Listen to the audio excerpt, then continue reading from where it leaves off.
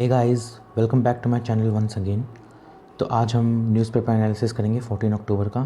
तो चलिए स्टार्ट करते हैं। India's economy to contract by 10.3% this fiscal says IMF. It is expected to bounce back with 8.8% growth next year. अभी आगे data हम पढ़ते हैं फिर। India's economy is expected to contract 10.3% in the current fiscal year as the country and the world reel from the COVID-19 pandemic, according to IMF. आगे एक और data है वो भी पढ़ते हैं। Global output is projected to shrink 4.4% in 2020, the IMF said. In its World Economic Outlook October 2020 report titled A Long and Difficult Ascent. तो guys ये आपको यूज़ करना है आंसर राइटिंग में। दो डेटा आपको यहीं पे हो गया और आपको ये वर्ल्ड इकोनॉमिक आउटलुक है, ये प्रीलिम्स के लिए पढ़ना है। ठीक है, अब आगे पढ़ते हैं।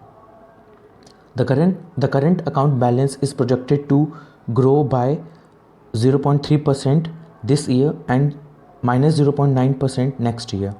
तो ये हमें पीटी के लिए पढ़ना है, करेंट अकाउंट बैलेंस क्या होता है। तो गाइस अब कंटिन्यू करते हैं हम पेज 8 पे।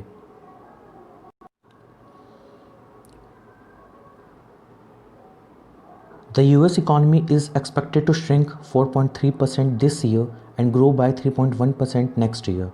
The corresponding numbers of the euro area are minus 8.3% and 5.2%. For China, they are 1.9% and 8.2% respectively. तो guys, हमें इसको स्मार्टली यूज़ करना है। पहला जो डेटा है हम उसे एक आंसर में यूज़ कर सकते हैं कंपेयर करने के लिए इंडिया के रिस्पेक्टिवली यूएस इकोनॉमी। बट उसी पेपर में जैसे आप आंसर राइटिंग लिख रहे हो, एक ही पेपर में आप दूसरा डेटा भी यूज़ कर सकते हो इंडिया को कंपेयर करने के लिए। तो ऐसा हमने पूरे एक डेटा को हमने दो बार यूज़ कर लिया। ठीक है, पहले एक बार यूएस से कंपेयर करके, फिर एक बार यूरो और चाइना से, यूरोपियन यूनियन और चाइना से कंपेयर करके। चले आगे चलते हैं। The crisis is however far more over, MS Gopinath noted, जो IMF के चीफ हैं, इंडिया के ही हैं वो। She warned that the labor market had become more polarized with low income workers, women and youth being hit harder. तो इसके लिए मैं बताता हूँ आपको क्या करना है। लेबर मार्केट एम्प्लॉयमेंट से हम उसको लिंक करेंगे सीधा, और इससे जो वल्नरेबल सेक्शन है, वुमेन, पुअर, ठीक है, जो वर्कर्स हुए, तो ये ज़्यादा हिट करेंगे। ये बस इसमें यही है। आगे चलते हैं। The fund project that close to 90 million people could fall below $1.90 day extreme poverty threshold. World bank की रिपोर्ट है ये। एक और रिपोर्ट है, up to 150 million additional extreme poor in 2020-2021। बस इस आर्टिकल में इतना ही था, आपको नोट्स मिल जाएगा।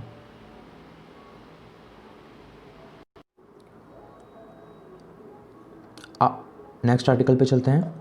After talks fail to break impasse, China blames India for tensions. तो ये ब्लेम गेम चल ही रहा है अभी, जो कल टॉक हुआ इंडिया और चाइना में, high official talk. Beijing points the finger at infrastructure development deployments by India along LAC। तो बीजिंग को यहाँ पे परेशानी हो रही है, जो हमने इतना सारा इंफ्रास्ट्रक्चर डेवलपमेंट किया। आप देखते क्या है वो। China on Tuesday said that root cause of the recent tension was India's infrastructure development and military deployment along the LAC. उसके बाद China claim which India's officials have rejected previously, pointing to the PLA's People's Liberation Army's buildup of troops, multiple transgressions and attempt to unilaterally redraw the LAC. तो इन्होंने ये बात बोली है। आगे चलते हैं। इंडिया अब क्या क्लेम कर रहा है कि जो भी बात होगी उसकी स्टार्ट तब होगी जब रिटर्न टू द स्टेटस को that India has demanded. India बोल रहा है कि जो भी स्टेटस को, मतलब जो पहले सिचुएशन थी मई को जब ये स्टैंड ऑफ स्टार्ट हुआ था, वही हमें चाहिए वापस, उसके बाद ही सारी टॉक होगी। पर चाइना उसके लिए मना कर रहा है। चाइना बोल रहा है कि इट क्रिटिसाइज़ कर रहा है चाइना इंडिया को बार बार कि आपने इतना इंफ्रास्ट्रक्चर डेवलप किया और ये वो। बेसिकली चाइना का कंसर्न ये है कि चाइना रेक्टिफाई नहीं कर रहा है जो हमने 370, कल भी मैंने बताया था, 370 से जो 370 JNK से जो हमने एब्रोगेट किया, उसके बाद चाइना बोल रहा है कि नहीं, हम रिकॉग्नाइज़ नहीं कर रहे क्योंकि लद्दाख जो है वो डिस्प्यूटेड एरिया है, तो आपने ऐसे कैसे कर दिया, उसको यूनियन टेरिटरी बना दिया। चाइना लद्दाख और अरुणाचल प्रदेश दोनों को अपना पार्ट मानता है। ठीक है, तो इसी के लिए ये चल रहा है। एंड गाइस इतने रैपिडली टॉक्स इसलिए हो रहे हैं क्योंकि अभी विंटर आने वाला है और आपको पता है सियाचिन ग्लेशियर में हमारे आर्मी वैसे भी रहती है, तो अब 2 जगह रहना पड़ेगा, सियाचिन ग्लेशियर भी और ईस्टर्न चाइना बॉर्डर पे भी, जो अक्साई चिन के पास, मतलब ईस्टर्न लद्दाख। ठीक है, आगे चलते हैं। ये लोकेशन देख लीजिएगा, north bank of Pangong lake. यहाँ पे जो भी है पूछ लेते हैं आजकल, स्टेट पीसीएस किसी भी एग्जाम में पूछ सकते हैं। अभी आगे देखते हैं। The Chinese foreign minister spokesperson responding to the question at a daily briefing on India unveiling new bridges as a part of upgrading border infrastructure in Ladakh and Arunachal Pradesh blamed India for the LAC situation and said Beijing did not recognize the legality of Ladakh, a position Beijing took last year as it opposed the creation of the Union Territory because it included within its borders Aksai Chin currently occupied by China, जो कि मैंने आपको भी बताया। इस पे भी page 8 पे चलते हैं, हम लोग कंटिन्यू करेंगे वहाँ से। अब जो ये स्टेटमेंट है, first I want to make it clear that China does not recognise Ladakh union territory illegally set up by the Indian side and does not recognise Arunachal Pradesh. ये आपको एज इट इज़ एग्जाम में आप लिख सकते हो, कोट कर सकते हो। ठीक है, ज़होर लीजान ने बोला ये आप। ठीक है, we stand against the development of infrastructure facilities. तो ये वही वाली बात जो रिपीट हो रही है वापस से, इसको आप इग्नोर कर सकते हो। उसके बाद China has already upgraded its border infrastructure in Tibet and Jinjiang and enjoys a symmetry in its favour. तो अब चाइना का कंसर्न, इंडिया का कंसर्न यही है कि चाइना ने तिब्बत में कर लिया, जिनजियांग प्रोविंस है वहाँ भी कर लिया। ठीक है, अपना वो बॉर्डर इंफ्रास्ट्रक्चर, आपको पता है ये जो BRI है, सिल्क रूट है, उसको चाइना वापस से रीऑर्जिनेट करना चाहता है। तो अब चाइना को इसके लिए ये इशू नहीं होना चाहिए कि इंडिया वो कर रहा है। एंड आपको 2-3 चीज़ मैं बता देता हूँ। इंडिया ने जैसे अभी कल के न्यूज़पेपर में आया था, राजनाथ सिंह ने इनोग्रेट किया है 44 ब्रिजेस, जो मोस्टली कहाँ पर हैं, जो अभी इवन अटल टनल भी है वो कहाँ है, हिमाचल प्रदेश में, रोहतांग पास के पास। तो वो किस लिए बनाया गया है, ताकि इजीली डिप्लॉयमेंट ऑफ ट्रूप हो सके इन वॉर सिचुएशन, राशन अच्छे से इजीली पहुंच जाए, उस टाइम पे उनको एम्यूनेशन पहुंच जाए। तो इसलिए किया जाता है डेवलप बॉर्डर एरिया को। इससे चाइना को कंसर्न हो रहा है कि आप हमारे एरिया में कर रहे हो। ठीक है, आगे देखते हैं। फिर ये स्टेटमेंट भी आप देख ले लो, कल के न्यूज़पेपर में आया था। आगे कंटिन्यू करते हैं। ये Mehbooba Mufti released after 14 months, ये इंपॉर्टेंट नहीं है, लेकिन ये इंपॉर्टेंट पब्लिक सेफ्टी एक्ट, ये क्वेश्चन में आ सकता है। यूएपीए के अंदर आता है ये, तो पीटी में पूछ सकते हैं। अगर कोई स्टेट पीसीएस दे रहा है JNK का, तो उसमें भी ये पूछ सकते हैं, तो देख लीजिएगा। नेक्स्ट है air quality dips in Delhi Gurgaon. तो ये अब डेली आ रहा है न्यूज़पेपर में कि दिल्ली का जो इस टाइम पे सिचुएशन हो जाता है, वहाँ पे इतनी एयर पोल्यूशन हो जाती है जो कॉज ऑफ कंसर्न है हेल्थ डिजीज़ का, इससे रिलेटेड। तो इसमें बस आप ये जो है ना लिखा हुआ, ये आप पढ़ लीजिएगा। सफ़र SAFAR, ये गवर्नमेंट एजेंसी है पहले, जो according to monitoring agency SAFAR the air quality of Delhi is likely to be poor. तो बस आप ये देख लीजिएगा, सफ़र जो है वो मॉनिटरिंग एजेंसी है गवर्नमेंट की। ठीक है, अब इसी के आगे हम पढ़ेंगे ना, जब आगे आएगा तो बायो डिकम्पोजर्स पढ़ेंगे। मैं अभी बता देता हूँ, टू कर्ब स्टबल बर्निंग, उसका ये इस चीज़ में यूज़ होगा। बस आप इसको इतना ही कोट कर सकते हो। चलिए अब आगे चलते हैं। हाँ, तो अब ये जो है ये थोड़ा सा अच्छा लगा मुझे पढ़कर। The principal who want freedom for Indian hostages, head of the Indian school in Benghazi Tabassum Mansoor late the negotiate air quality dips in Delhi Gurgaon. तो इस वाले आर्टिकल में डेली आ रहा है न्यूज़ में ये, तो आप बस ये देख लीजिएगा। SAFAR according to monitoring agency SAFAR the air quality of Delhi is likely to be poor. तो बस आप ये देख लीजिएगा सफ़र है क्या। आगे चलते हैं। The principal who want freedom for Indian hostages, head of the Indian school in Benghazi Tabassum Mansoor late the negotiations with militants in Libya. तो अब हम इनको कहाँ यूज़ कर सकते हैं, ये वाला पार्ट वुमेन के केस में, वुमेन की लीडर स्किल्स डेवलप करने के लिए एथिक्स में भी यूज़ कर सकते हैं। ये केस स्टडी के तौर पे भी यूज़ कर सकते हो आप। एथिक्स में कहाँ यूज़ कर सकते हो, परसुएजन में, जब इन्होंने हॉस्टेजेस को परसुएड कर लिया। उसी तरह से अगर कोई अच्छा एडमिनिस्ट्रेटर है तो वो राइट की कंडीशन में या फिर कोई सी भी प्रोटेस्ट होती है उसको कैसे मैनेज कर सकता है। जैसे DM ऑफ हथरास का जो आजकल आ रहा है न्यूज़ में, उसमें आप इसको यूज़ कर सकते हो। चलिए आगे चलते हैं। तो ये वो सी न्यूज़ को कंटिन्यू करता है, एयर क्वालिटी इंडेक्स वाला, Delhi Gurgaon air quality dips. ठीक है, तो इसमें हम जो सफ़र जो है उसके बारे में तो दिया हुआ है ही, और आपको पता ही है कि दिल्ली गुड़गांव में क्या। अब अगला जो न्यूज़पेपर है इसी से रिलेटेड है, बायो डिकम्पोजर्स सोल्यूशन। इसमें देख लीजिए ये बायो डिकम्पोजर करेगा क्या। Spraying a newly developed biodecomposer solution on 700 to 800 hectares of paddy fields in Delhi to curb the practice of stubble burning, ये है इसका काम। तो आप देख लीजिएगा, ये पीटी में पूछ लेता है, मेरा मेंस में भी आप यूज़ कर सकते हो। आगे चलते हैं। आगे एडिटोरियल्स में पहला एडिटोरियल, तो जो ये है जो कल के न्यूज़पेपर में आया था, जो निर्मला सीतारमण ने बात कही थी कि स्टिमुलस जो मिला है टू स्पर द डिमांड्स, उसके लिए 2-3 पॉइंट्स अच्छे हैं इस आर्टिकल में।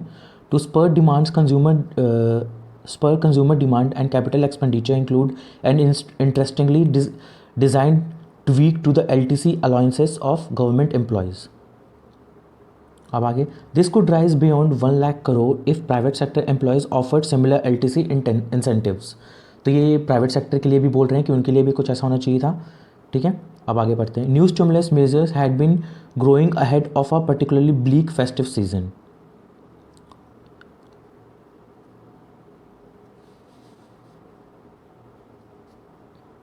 फिर उसके बाद just about till August just about 1.34 lakh crore of the budgeted capex had been spent. The same problem plagues the 12,000 crore offered as an interest-free 50-year loan to states for capital spending over the next 6 months। अब इसमें ये line अच्छी है, आप इसको पूरा पढ़ोगे तो ये पॉइंट मैं जो बता रहा हूँ जो आप एक्सट्रैक्ट कर सकते हो इससे। Atmanirbhar Bharat package in order to get additional borrowing leeway, only some states may disqualify for this. ये इसका एक नेगेटिव पॉइंट हो जाएगा। Linking LTC perks of government staff who have not availed them yet due to restricted travel during the pandemic to spending on new non-travel items is an innovative nudge। लेकिन ये भी पूरा नहीं है, आगे के आर्टिकल में यही बताएंगे वो। LTC on goods and services attracting at least 12% GST from GST registered vendors may be too perspective and overlooks the reluctance towards discretionary spending due to low visibility on the economic's prospects। Eligible employees may find the scheme complex and too expensive to avail। ये बिल्कुल valuable point है, आप इसको criticism में use कर सकते हो। उसके बाद the focus should not be on the conjuring a trickle down stimulus from those with their jobs and savings intact but also a relief measures for those with out. तो ये बात बोली गई है कि जिनके पास नहीं है उनको आप यूज़ करके क्या, जिनके पास है उनको यूज़ करके क्या मिलेगा, मतलब ये तो शॉर्ट साइटेड बिल्कुल ही अप्रोच है। ठीक है, पर जिनके पास ये अवेलेबल नहीं है उनके लिए क्या, ये पूछ रहा है इस पॉइंट में। Even the IMF has been urging countries to spend now to diminish the damage. तो ये अच्छा आर्टिकल था गाइस, आप इसमें से पॉइंट एक्सट्रैक्ट कर सकते हो, मैं भी प्रोवाइड करूँगा। आगे चलते हैं। अब ये जो आर्टिकल है the Arab world and the elusive two state solution, तो ये आप कहीं भी यूज़ नहीं कर सकते हो, मतलब ये मुझे लगता नहीं है ये कुछ आर्टिकल इंपॉर्टेंट है, बट आप देख लो। और है भी तो ये जो सेकंड लाइन है ना यही बहुत है बस। The Arab world is in a geo political sense no longer exist. The PLO यहाँ पे पैलेस्टीन लिबरेशन ऑर्गेनाइजेशन है। लीडरशिप में have to think of a one state solution. जो बिगिनर है उसको ये आर्टिकल पढ़ना चाहिए, जस्ट कि एक IR का उसको इंसाइट मिल जाए बस, बाकी इंपॉर्टेंट नहीं है इस आर्टिकल में कुछ भी। अब थर्ड पे जाते हैं हम।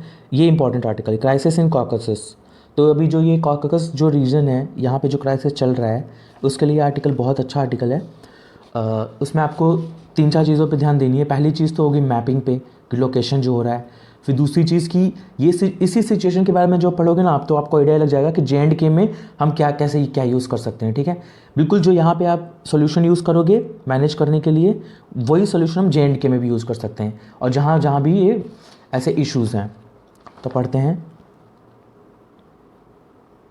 Azerbaijan, Armenia and the Karabakh rebels should go back to the ceasefire।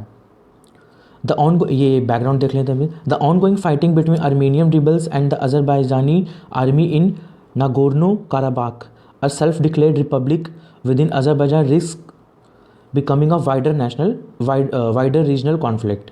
तो ये एक कॉन्फ्लिक्ट वाला रीजन बन चुका है। अब आगे देखते हैं। Azerbaijan backed by Turkey seems determined to press ahead with its offensive. The conflict over Nagorno Karabakh is decades old. ठीक है। The region largely populated by ethnic Armenians is located with in the international boundaries of Azerbaijan. तो same इसकी situation Srinagar जैसी है। अब मेरे को गलत कोट मत करना, मैं बस आपको समझाने के लिए बता रहा हूँ ये।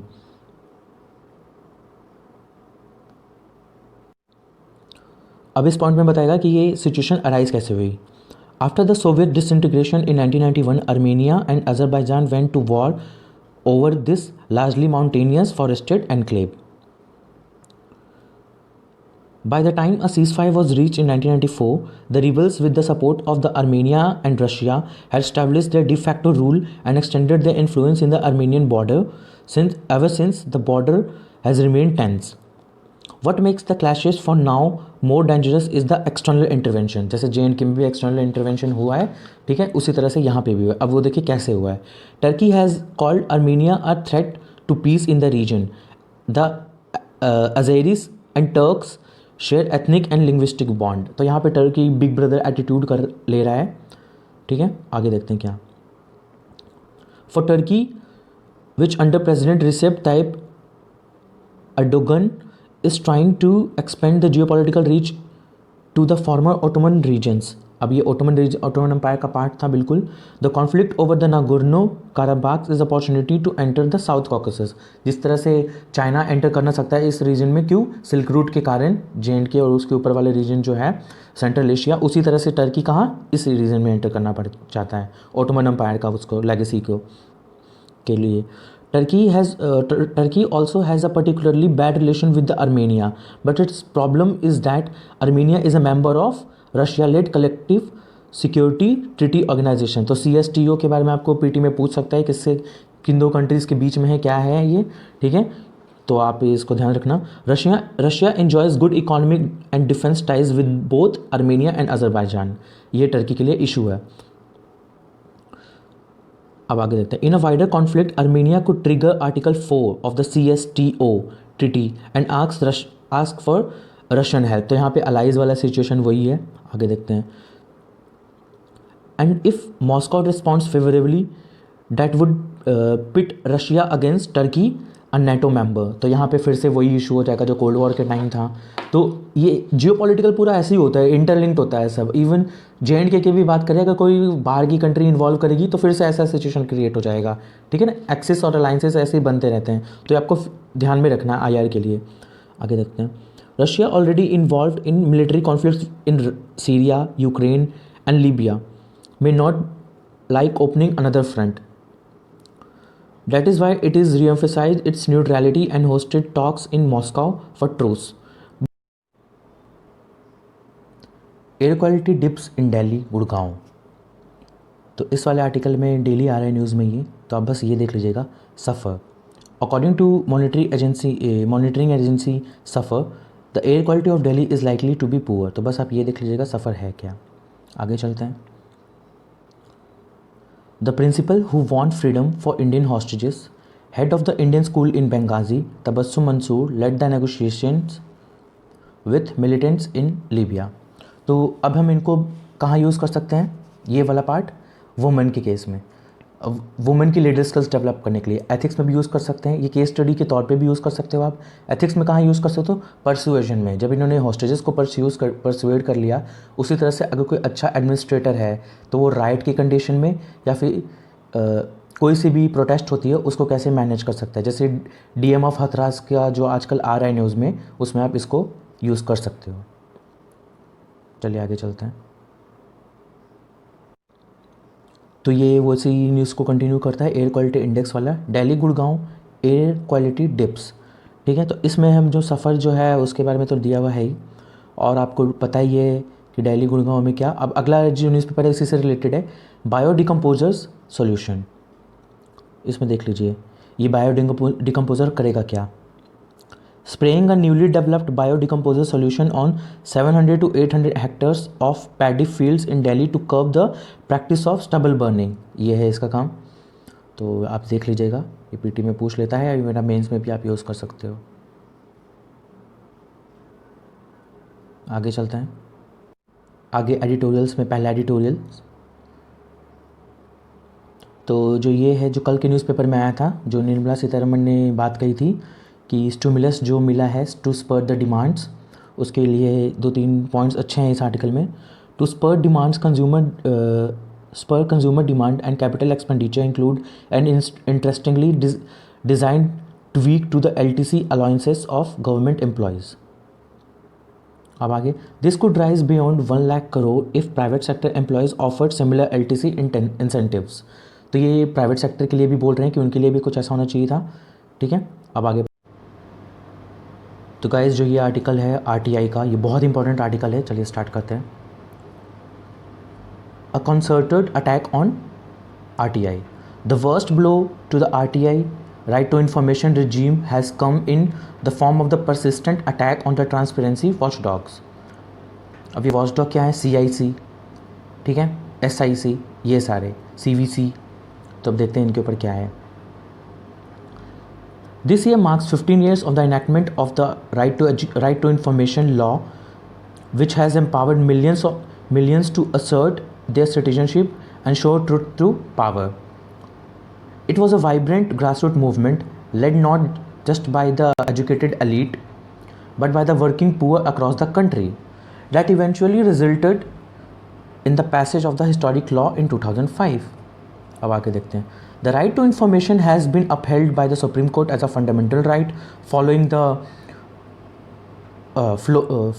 flowing from Article 19 of the Constitution, which guarantees every citizen the right to free speech and expression। तो ये बहुत इंपॉर्टेंट अब PT के लिए भी हो गया, और वैसे तो पूरा आर्टिकल है ही इंपॉर्टेंट। आगे देखते हैं। The RTI law has been used by since enactment. The RTI law has been used by people to seek information, to actively participate in the decision making process and hold governments accountable. The potential of the law, अब ये देखते हैं। Every year, ये data है जो आपको use करना answer writing में।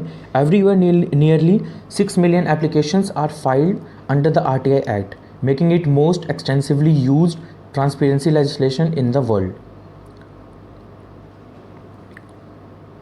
Large population of these are filed by the poorest and the most marginalized, who have understood the tremendous potential of the law to empower them to access their basic rights and entitlements, especially in the absence of the effective grievance redressal mechanisms to address service delivery failures। तो आप इसको use कर सकते हो, कहाँ use कर सकते हो आप इसको सबसे पहले तो guys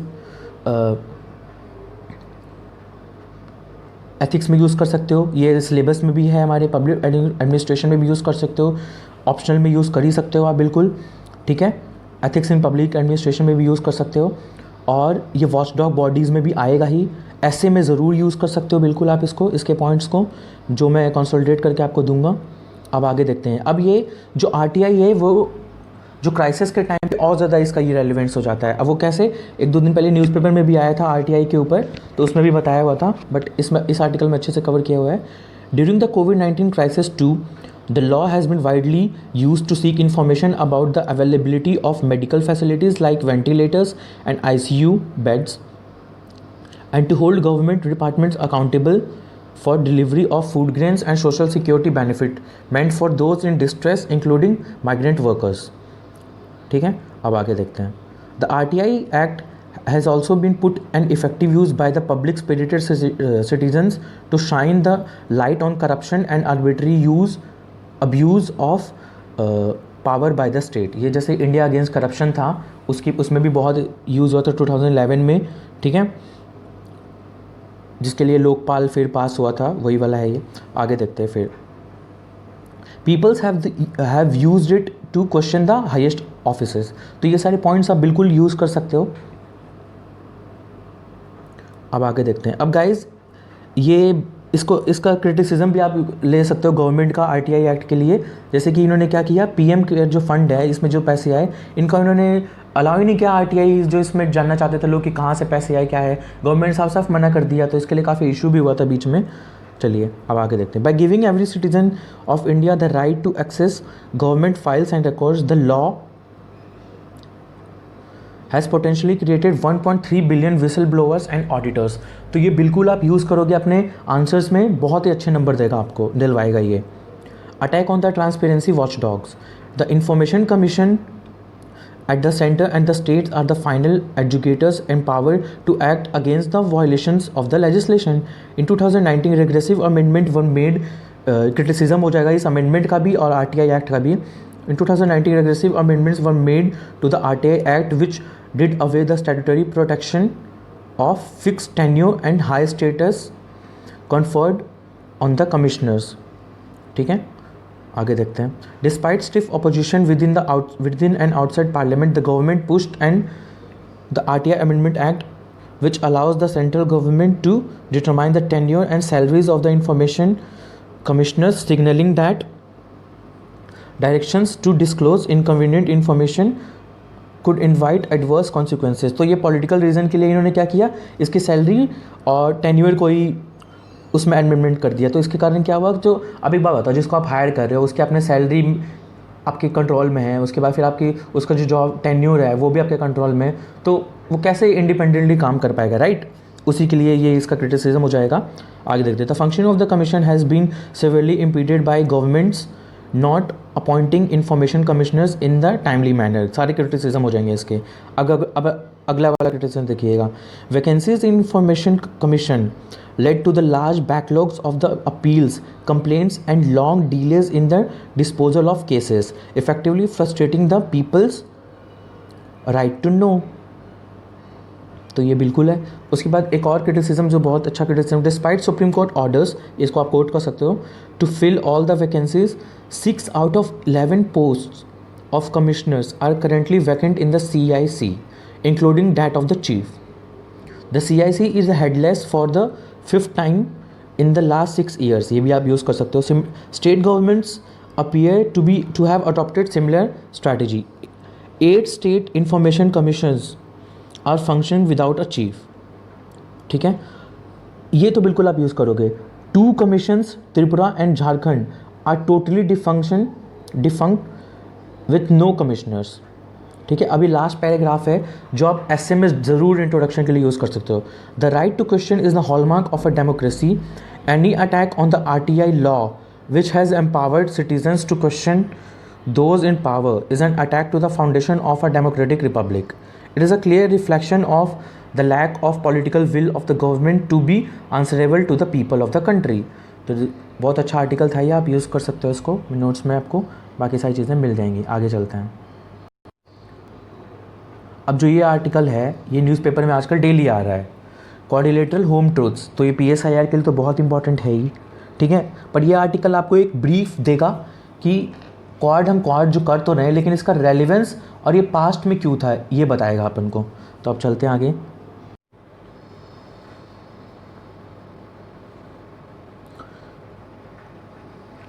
if the quad is to prosper the geopolitical construct, it would do well to heed 4 lessons drawn from the long arc of Asia's history and geopolitics। तो इसमें बता रखा है कि अगर क्वाड को आगे बढ़ना है तो जो हिस्ट्री है जो एशिया की, जैसे इसमें इस आर्टिकल में ये बताया गया है कि जो इंडो पैसिफिक हम बोलते हैं वो इंडो पैसिफिक कभी रहा ही नहीं है रियल में, क्योंकि एशिया जो है वो रियली में पूरा डिवाइडेड रहा है हमेशा। इंडिया का कंसर्न कुछ और रहा है, ईस्ट एशिया का कंसर्न कुछ और रहा है, चाइना का कंसर्न कुछ और रहा है, और चाइना वैसे भी वो सेंट्रीपिटल फोर्स रहा है कहाँ, ईस्ट एशिया में जी, जो ये आइलैंड कंट्रीज़ है वहाँ पे। तो इंडो पैसिफिक तो बस इंडिया को यूज़ किया गया है टू काउंटर चाइना, ये इस आर्टिकल में बताया गया है। और क्वाड का रेलिवेंस भी उतना ही तक है। क्वाड का रेलिवेंस आप कहाँ देखते हो किसी और चीज़ों में, इस आर्टिकल में वो बताया गया है। तो 4 पॉइंट आपको उसी चीज़ के लिए हैं ये, तो आप देख लीजिएगा, मैंने आपको ईजिली में बता दिया है। बस ये पॉइंट एक चीज़ मैं पढ़ देता हूँ यहाँ पे। After all has a little, ये वाला जो है, with regard to new Delhi continental two-front dilemmas, but ceding this choke point leverage will invite overwhelming Chinese pressure against the full range of India south Asian interest. तो अब ये इसलिए बोला है कि अब देखो इंडो पैसिफिक में ये बात हो रही है, तो इंडिया के लिए कंसर्न क्या है कि हमारा नेबर जो अरेबियन सी हुआ, इंडियन ओशन में आइलैंड जो हैं, उसके बाद ये बे ऑफ बंगाल, यहाँ तक इंडिया का कंसर्न है, बांग्लादेश, श्रीलंका, इवन इंडोनेशिया तक। लेकिन हमारा कंसर्न फिलीपींस वहाँ पे नहीं है। फिलीपींस में मेन कंसर्न किसका है? यूएस का, ऑस्ट्रेलिया का, जापान का। तो इंडिया बैलेंस करने के लिए अगर क्वाड का मेंबर बनता है, जिसको एज अ चाइना टैग करता है क्या कि नाटो है ये, it's NATO in Asia, east Asia basically. तो चाइना ये बोलता है, इसको मिमिक करता है। तो इंडिया को उसमें रेलेवेंस थोड़ा ना होगा, कुछ भी क्या रेलेवेंस होगा, हमें क्या फ़र्क पड़ता है वहाँ पे जो ट्रेड रूट है इसमें। बट वो लोग ऐसा चाहते हैं, तो इंडिया के लिए ये डेलिमा हो जाएगा। अब देखते हैं ऐसे, a check on China's ambition. Finally the Quad has a valuable role to play as a check on China's Indian Ocean ambitions. ठीक है, India must develop ingrained habits of interoperable cooperation with its Quad partners and thereby preemptively dissuade China from mounting a naval challenges in its backyard। तो ये India के लिए है कि China super power ना हो जाए। एक आप पढ़ोगे महान्स एंड मैकेंडर की थ्योरी है, जो लैंड वाली और सी वाली, आप पॉलिटिकल साइंस में हमने पढ़ा होगा, उसी की बात कर रही है कि चाइना सुप्रीम ना हो जाए नेवल पावर में, इसलिए इंडिया को चेक करना है ये रीजन, इंडियन ओशन रीजन। अब देखते हैं, the shores of the Indo Pacific littoral are strewn with the bones of a cold war vintage. यहाँ पे वही वाली बात होगी जो कल मैंने बताया था आपको, कोल्ड वॉर 2.0। ठीक है, pan regional architectures that were divorced from the underlying security dynamics. The Quad must resist this temptation from precipitate design over purpose। ठीक है, अब ये 2018 में मोदी जी ने बोला था, शंग्रिला डायलॉग में क्या बोला था मोदी जी ने, देखते हैं। वर्क विद इन इंडिविजुअल और इन formats of 3 or more for a stable peaceful region, but friendship are not alliances of containment. तो ये बोला गया है यहाँ पे। अब इन्होंने चाइना के रेलेवेंस में ऑफकोर्स ये बोला होगा। ठीक है, तो बस यही है, इसमें यही पॉइंट एक्सट्रैक्ट कर सकते हो, क्वाड का रेलेवेंस क्या है। बट इंडिया के लिए क्वाड का रेलेवेंस जहाँ तक आप देखोगे तो चाइना तक है, लेकिन बाकी जो कंट्रीज़ है, जापान, ऑस्ट्रेलिया, यूएस, उनका वो चाहते हैं कि इंडिया को to play a big picture in पूरा एशिया वाला जो रीजन है, साउथ चाइना सी और उधर। बट इंडिया का कंसर्न अभी तक तो ये नहीं है, आगे पता नहीं ये होगा या नहीं होगा, लेट्स सी। आते हैं नेक्स्ट आर्टिकल पे। 5 killed as rain lashes coastal district of Andhra Pradesh. तो बेसिकली इस टाइप की न्यूज़ तो हम इग्नोर करते हैं, लेकिन यहाँ पे जो ये वर्ड है ना, deep depression crosses the coast of Kakinada. तो पहले तो ये आप जगह देख लेना, ठीक है, उसके बाद डीप डिप्रेशन होता क्या है, ठीक है, मैं वो बता देता हूँ आपको। Deep depression is a cyclonic disturbance in which the maximum sustained surface wind speed is between 32 to 61 kilometre per hour, that is 33 knots. तब उसको डीप डिप्रेशन बोलते हैं। हैवी रेन होती है यहाँ पे, ठीक है ना। ये डिज़ास्टर मैनेजमेंट का टॉपिक एक हो सकता है, डीप डिप्रेशन वहाँ पे आ सकता है ये, बस यही है, ठीक है गाइस। और आप ये लोकेशन ज़रूर देख लीजिएगा। चलिए आगे चलते हैं। अब यहाँ पे ये वैसे तो ज़्यादा यूज़ है नहीं हमारे लाइफ मिशन प्रोजेक्ट, बट आपको FCRA इवोल्यूशन, ये होता क्या है, ये PT में भी आ सकता है, मेंस में भी आ सकता है, ये ध्यान देखना। मेंस में आया हुआ भी है पहले ये। चलिए आगे चलते हैं। ये FATA ग्रे लिस्ट, ये कल भी हमने डिस्कस किया था। तो इसमें आपको देखना है कि Paris based global terrorism financing watchdog है ये FATF, ठीक है। अब इसमें 39 मेंबर हैं इसके, which includes the US, UK, China and Russia to blacklist Pakistan. की बात इंडिया ने जो बोला था उसके लिए पाकिस्तान को ब्लैक लिस्ट करना चाहते हैं, मनी लॉन्ड्रिंग, मनी फाइनेंसिंग में, जिसके जो आगे दिया भी हुआ है इसमें। ये एक चीज़ ये ध्यान रखिएगा, ये the international cooperation review group ICRG of the FATF। तो एग्जाम में आ सकता है कि किसका पार्ट है, तो हमको बताना पड़ेगा FATF का है ये, ठीक है। ये चीज़ छोटी छोटी PT में पूछ लेते हैं, छोटी छोटी चीज़ें ये। अब ये जो पॉइंट है ये पूरा, जिसको बैकग्राउंड नहीं पता है ना कि FATF क्यों आया, पाकिस्तान को क्यों किया, ग्रे लिस्ट, ब्लैक लिस्ट क्या होता है, तो इसमें सब दिया हुआ है, किस किस को किया है उन्होंने, ठीक है, कौन कौन ऑर्गेनाइजेशन को उन्होंने बैन किया है जिनके लिए फंडिंग होती थी, ठीक है। अब यहाँ पर देख लीजिए, एशिया पैसिफिक ग्रुप का है मैम, पार्ट है ये FATF, ठीक है ना। तो अब ये देख लीजिएगा, बस इतना ही है इसमें गाइस, PT के लिए भी आपका मेंस के लिए, दोनों के लिए हो जाएगा। मनी लॉन्ड्रिंग इसके लिए होता है ये। अब आता है इधर 70% of the virus fertilities are man, ठीक है। हेल्थ मिनिस्ट्री ने डेटा निकाली है, उसमें बताया गया health ministry cautious those below 60 against ignoring preventive measures. तो अब देख लो, ये डिस्क्रिमिनेटरी तो है, वैसे वायरस डिस्क्रिमिनेट करता नहीं है, लेकिन 50% मैन हो रहा है, तो समझ जाओ अब आप। नीति आयोग ने बताया है इसके लिए, आप कोट भी कर सकते हो कहीं, कि नीति आयोग ने बोला urge the public to use the social vaccine against the virus. तो एक ही वैक्सीन है, सोशल वैक्सीन। हाइजीन पे, आप सिविक सेंस जो ऊपर बात हुई थी, वही सब पे आपको काम करना है, ठीक है। अब ये देख ली, ये स्टेटमेंट आप यूज़ कर सकते हो। ये किसने बोला है? यूनियन मिनिस्टर ऑफ स्टेट ने बोला है। Government does not view crime as a caste prism, क्योंकि ये रेप जो हो रहा है यूपी में और इंडिया में, जैसे कास्ट बेस्ड दलित के ऊपर वायलेंस होता है, जितने सारे उसके ऊपर प्रोटेस्ट वगैरह होते हैं, उसके लिए ये स्टेटमेंट इशू हुआ है। तो आप लिख सकते हो, मतलब एक आपको पता है ये कि मेंस में आप लिख सकते हो इस पॉइंट को। इस चीज़ के ऊपर ध्यान देना है हमें। नेक्स्ट आर्टिकल में Aadhaar not mandatory for birth death records. तो कहाँ कहाँ मैंडेटरी नहीं है वो देख लेना है, बताता हूँ मैं अभी। The provisions of Aadhaar is not mandatory for the registration of birth and death. ये किसने बात बोली? The registrar general of India, इसने बोला ये बात, ठीक है। ये उससे बात क्यों बोली है? RTI। तो देखा आपने RTI का रेलिवेंस कहाँ पे हुआ, ठीक है ना। If Aadhaar is provided voluntarily it must not be printed on any document और stored in any database of births and death in full form.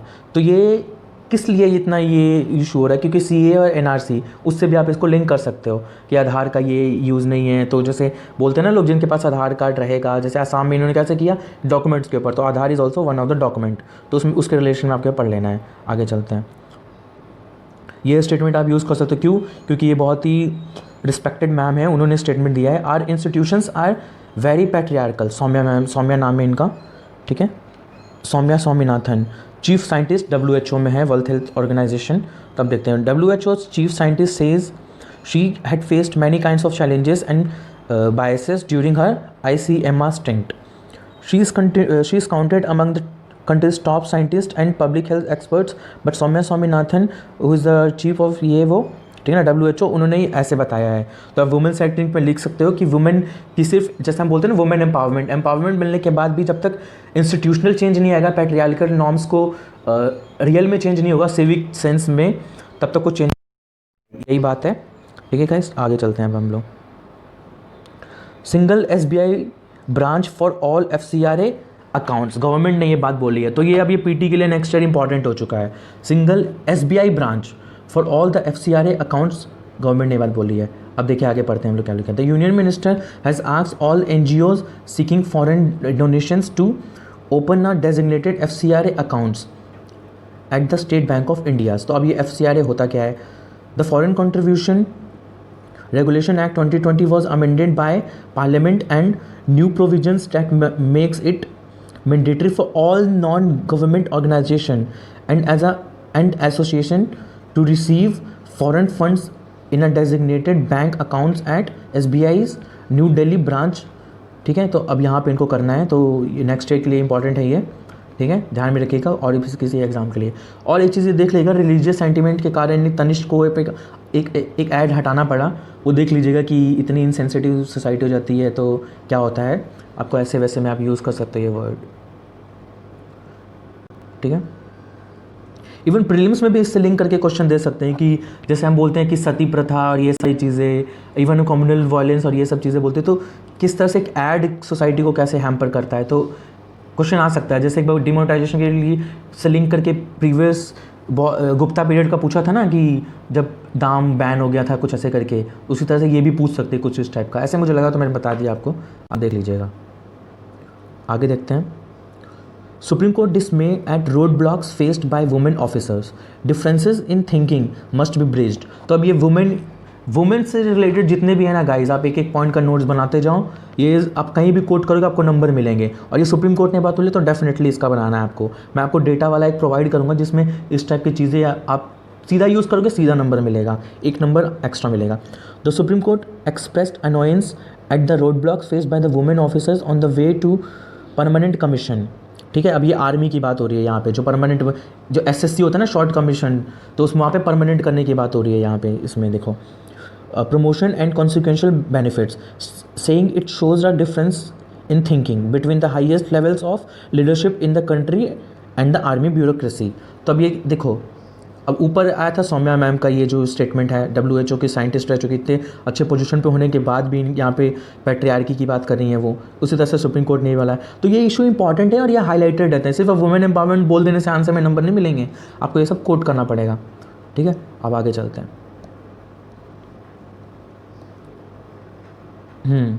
तो ये मैंने कल अच्छे से कवर किया था ये वाला, US aiming to build a Indo Pacific NATO, ऊपर भी मैंने बताया।